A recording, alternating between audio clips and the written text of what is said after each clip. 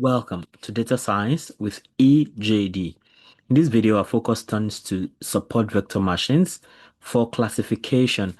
Of course, the playlist is about data science, and under data science, we stumbled on machine learning.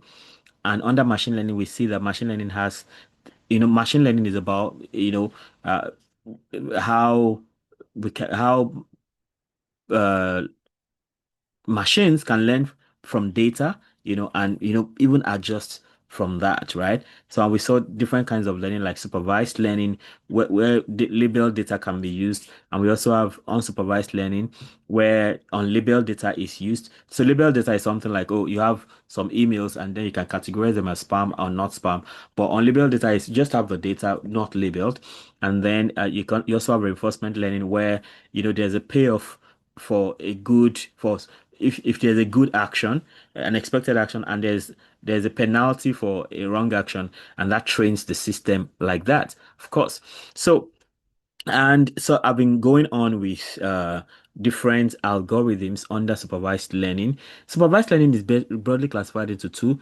You have classification, and so supervised learning have can have classification algorithms and regression algorithms. So I've been on with different classification algorithms all this while talking about k nearest neighbor, decision trees, uh, random forest, and then we went to for naive Bayes. Now we're here to talk about the support vector machines. Then after this, I'll be talking about some classification metrics in general, and that'll be a wrap as far as the classification algorithms are concerned under supervised learning, right? So afterwards, we'll move on to the regression algorithms under supervised learning. And when we are done with supervised learning, we move on to unsupervised learning. Let's go now to support vector machines.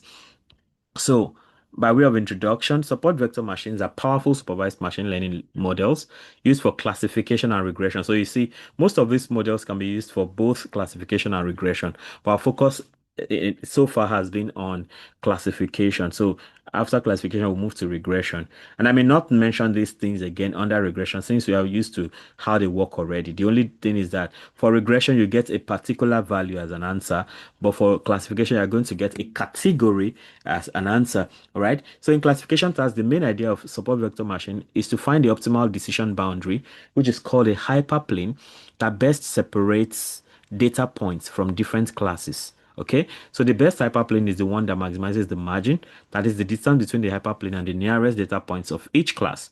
So these closest points are called support vectors. Okay, so support vectors talk about, so they are distance-based stuff. Another distance-based thing we had seen was the k nearest neighbors. So the best hyperplane is the one that maximizes the margin, that is the distance between the hyperplane and the nearest data points of each class, right? So the geometric intuition here, talking about margins. What is a margin? So the margin is the perpendicular distance between the decision boundary and the closest data points from either class. So we are categorizing stuff, right? And they belong to two different classes. So the margin is actually whatever perpendicular distance there is between a decision boundary and the closest data point from either class. Now, as we go on, you're going to see what a decision boundary actually looks like, right? So let's see that soon. So in a binary classification setting, the optimal margin is the largest possible, such that no data point lies within it. So the optimal margin is the largest possible margin, such that no data point lies within it.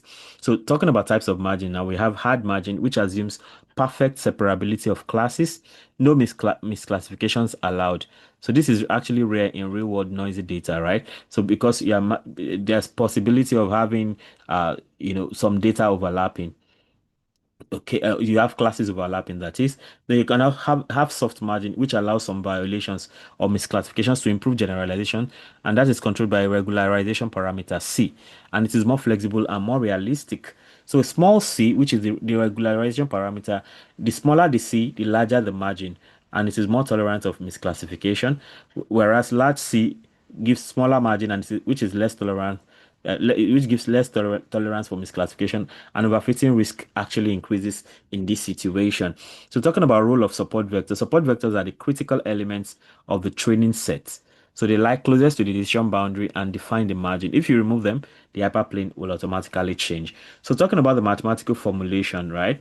So given a data set x, I, y, I, of course, if you know distance stuff in along the line, I think I'll be teaching.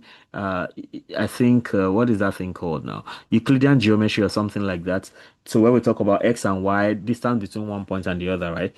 So given a data set xi, yi like that, where xi it belongs to the n-dimensional real number system, and yi is one of minus one or plus one. Just either of these two.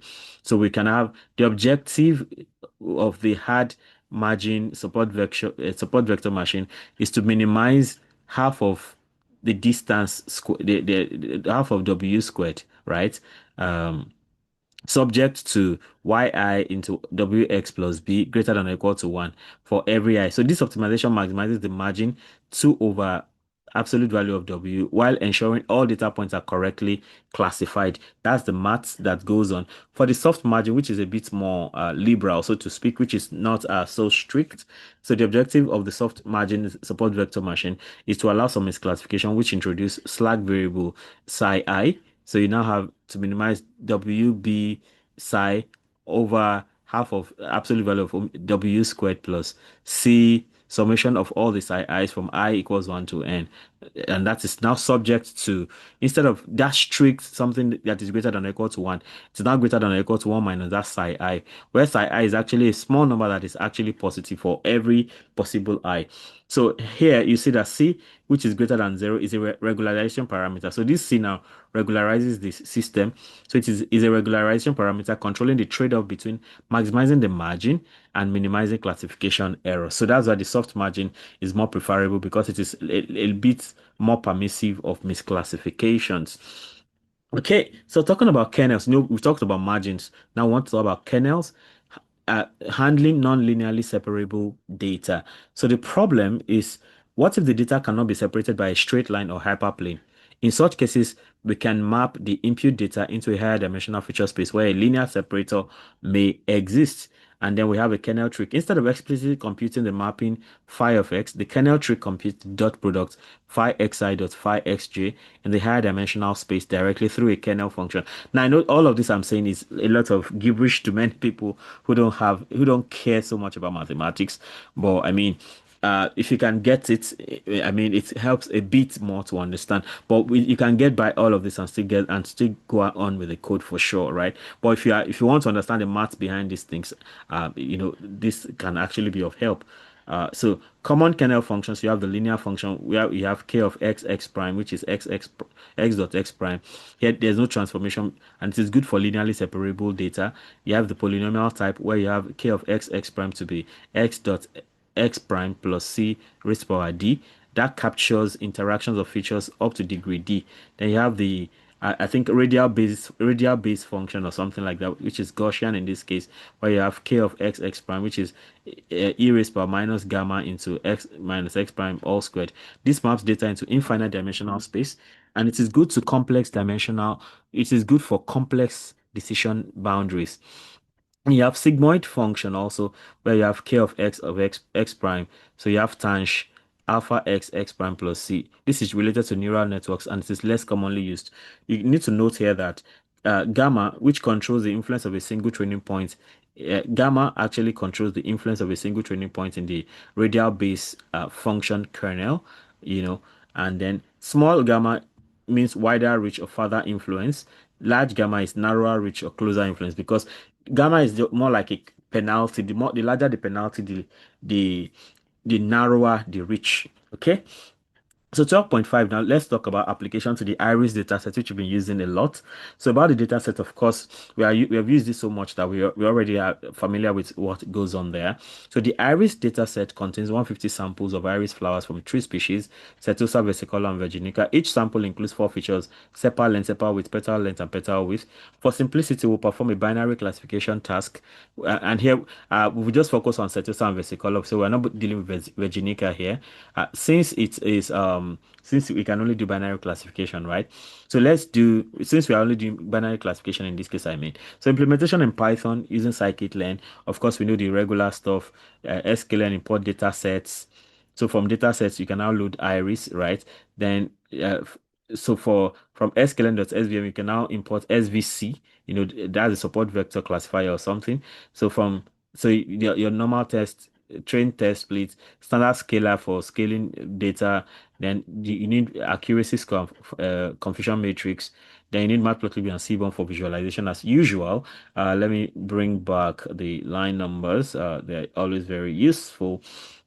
Okay, so we go on to talk about so you load the data set, the iris data set. X is the data, those are the features, and Y you have the targets, right? So for binary classification, you say setosa is 0 and versicolor is 1. Okay, so here you say X is equal to X so that Y is not divisible by 2. And then the other one now, you also have this Y. So for split data, to split the data, of course, that's a usual thing in line 19. X train, X test, Y train, Y test, train test split, X, Y test size. We are testing with 30% and training with 70%. Random state is 42. Then we want to do some feature scaling. So scalar is standard scalar. So for X trainer, you scale X train, you scale X test also. So with the scaling, it helps the machine learning thing to go well. Then you want to train with linear kernel. So you have SVM linear, so you have SVC. Kernel is linear. If you don't want it to be linear, you know the other ones, right? A polynomial, RBF, and all that. You can use those ones instead. So you can train with linear kernel. You have this, and here we say C is equal to 1.0. SVM linear fit. This is where you fill the model. Then you can now predict straight with that. You have SVM linear dot predict X test. So that's for linear kernel. You can also use RBF kernel so you can compare. So SVM RBF SVC kernel RBF C is one. The gamma is scale, then you fit, and also you're able to predict. Then from here you can evaluate the two: linear kernel accuracy, RBF kernel accuracy. You want to see the two, then you can have the confusion matrices. I mean, we've seen that already, which something like a heat map, and then we have for both of them, for the linear and the RBF. So that takes a bit of time. It's still running. Okay, now it's done. So we have something like this, pretty easy. So the two of them seem to perform equally. So the linear kernel accuracy is 1 and RBF kernel accuracy is 1 also. That's 100%. Now this is to be expected because the iris data set is very straightforward. There's nothing complicated about it. But if you use some other data set, you may not get the same kind of result. So don't always expect this 100% performance because that's rare to come by actually. So the observation here is that the linear kernel performs well when the classes are nearly linearly separable, especially in the case of this Setosa and versicolor. The RBF kernel is more flexible and can handle complex class boundaries. So, but we don't have complex class boundaries in this iris data set. So that's why they are like giving the same kind of results. So model performance can depend on parameter tuning. Of course, here we don't need parameter tuning because even at first try, we already have 100% accuracy for each of the kernels, right? So, but of course, in some cases when you have something really complicated, you may think of parameter tuning, right? So where model performance can depend on that. So C is for regularization and gamma is RBF specific. That's a radial based function. So for full three class classification, SVC automatically uses one versus rest or one versus one strategies, you know. So you may want to try that. You want to explore further along those lines. So what if you want to visualize decision boundaries? We talked about hyperplanes, boundaries, and things like that here. So like previously, right? So what if we want to really see decision boundaries? So we go through the whole process again. So we have the binary mask, just like what we had up there, except that this is another approach to the same thing. Then you train the sets, you do all that, train SVM with linear kernel, with RBF kernel. But now you don't want function to plot decision boundary and support vectors. So so you define a Python function which is plot decision boundary, model XY title. So X means X max. So you get all these things out. It looks pretty complicated right here. Well, I mean, by sitting down with it, you get it better. So, but the deal here is we want to see the decision boundaries to actually understand the whole idea of hyperplane we're talking about the other time. So you want to visualize decision boundaries now for plot decision boundary for the SVM with linear kernel with RBF kernel, and this is exactly what we have. It's okay. So this is what we have. So you see for the linear one, it's just straightforward. And you have all these classifications. So you have these things here. So petal length standardized, petal width standardized now. So you have these support vectors in all these places like that. So you can see these two are the closest ones to the boundary on this side. These are the closest to the boundary on this side. And then when we come to the radial basis, it's also it's instead of just having something like a straight line, we also have some carving out like that. So you have this carved out like this.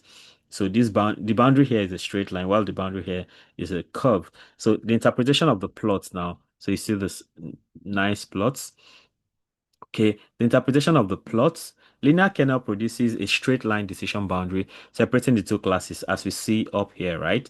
And then RBF kernel can curve the boundary flexibly, useful if classes are not linearly separable. So it is not always that the classes are linearly separable. So what if you have data running all over the place? So you may need to maybe okay, just imagine in this case now, if you had just a straight line, I mean, the straight line touch is above 2, right? So you have the straight line going this way. What if you still have some data here? So a straight line may not be possible, so you may have to use a curve. So that's more flexible, right? So RBF kernel can curve the boundary flexibly, useful if classes are not linearly separable. Then support vectors are marked as red circles and represent the critical points defining the margin. The colored background shows the model's predicted class regions. So these colored backgrounds are the predicted class regions, right? But these ones are the support vectors because they are the ones like closest. Are they really the ones closest to the boundary? Something like that. They are like the ones closest to these boundaries, as defined above before. Okay. So, in summary, we see that when we talk about margin, they are distance from boundary, decision boundary to closest points. That's margin. So, decision boundary to closest points. This is margin, this is margin, this is margin, margin. So, just like you have margin here, this is margin, margin, margin, margin, like that. Okay, those are that's margin. Then talking about support vector, they are key data points that determine the hyperplane position and margin. Okay, so they are like close to the margin as we see up there already. Then you have the kernel trick, which allows SVM to work efficiently in higher dimensional planes, high dimensional spaces without explicit mapping. Then you have the linear kernel, which is simple and effective for linearly separable data. Then you have the radial based function kernel, which is powerful for non-linear problems due to flexible decision boundaries. Then parameters, you have regularization C, which balances margin width and misclassification, and you have gamma for radial-based functions, which controls influence points. So this might just be your introduction to support vector machines, but I mean, you can use this as a basis to deepen your knowledge. You can explore further. You have access to the code sheets, tweak stuff, and see how they turn out. This is the end of this particular one. Let me know how helpful this is for you. If you have subscribed already, please feel free to hit the notification bell so you can always get alerted each time a new video is released. Of course, if you have not subscribed, please go ahead and do that right now. And let me know how helpful this is, and let me know if there's something you would like us to try out. Feel free to, apart from subscribing, you may also want to get extra privileges by becoming a member on this channel. So you see join, and just click on that, and you see the packages available. All right, so be sure to like and share also so that more people can have access to this great content I have going on here. Till I come your way again, keep doing data right. In the next video, I'll be talking about classification metrics. Now, we've been using all these metrics all along, all the AUCs, all the precision, blah, blah. So I'll be digging deeper into them, how they are computed and how, when to use which. So you're going to see all of that in the next video. So watch out for that. Have a great time. Bye.